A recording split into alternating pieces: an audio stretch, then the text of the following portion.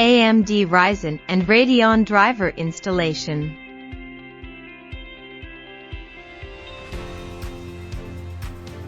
Download the file attached to the video description, containing the commands. Now open a terminal and paste the commands one at a time. If you are using MODICIA OS, all the drivers have already been installed by default.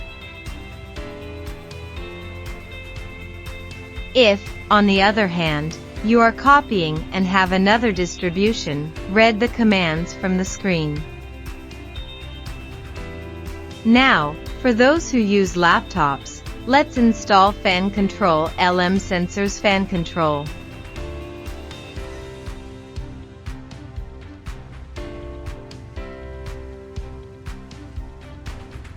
Now we will be able to control our board with two simple commands.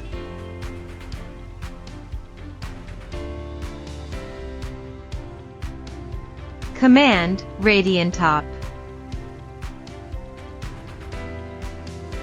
Command, sensors. And that's it, folks. Until next time.